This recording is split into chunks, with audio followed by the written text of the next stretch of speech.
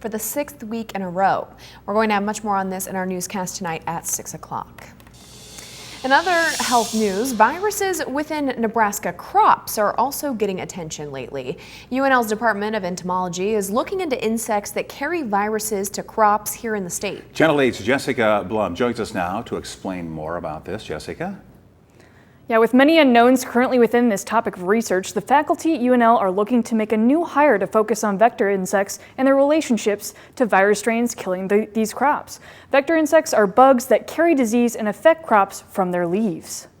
Vector insects are known to transmit strains of viruses on crops across the country. In particular, there's one virus that is hitting wheat fields the hardest in Nebraska, according to UNL. Wheat curl mites are the ones that transmit the disease to the wheat, causing them to turn yellow and die. However, a lot of questions remain in this field of study.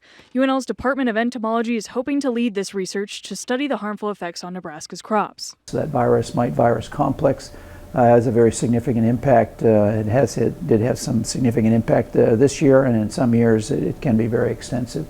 Primarily the wheat grown in the western third of the state. Most of the wheat is grown in the western third of the state, so that's kind of where the majority of the problems for that are. Currently, there is a shortage of people working in this area in the Central Plains, and crops are not the only concern. Plants within your backyard are at risk too. We're hoping that getting someone started in this role can help us in our cropping systems, but also can start spilling over into our gardens, like I have my garden problems at home. These things. So trying to understand better those relationships can help the home gardener as well as the farmers, and that helps us, I think, globally, regionally, and locally. Research experts say corn, soybeans, and sugar beets are being affected by viruses too. Right now, research shows that having at least 2 viruses acting on the same plant is that much more deadly.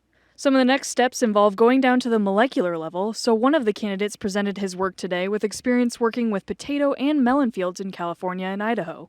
Wheat curl mite transmitted viruses are unknown, and with my expertise, that could be explored in such a way that the virus could be managed.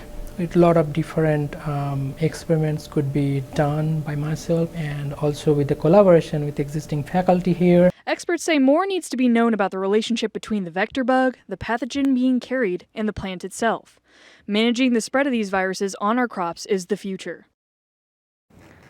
This position is not one that is needed for the fall semester, but interviews will finish up later this week. The final decision could take several months to be finalized, but faculty says the sooner the better to start working on managing this problem. You bet. We hope they get it taken care of sooner than later. Thank you, Jessica, for that report.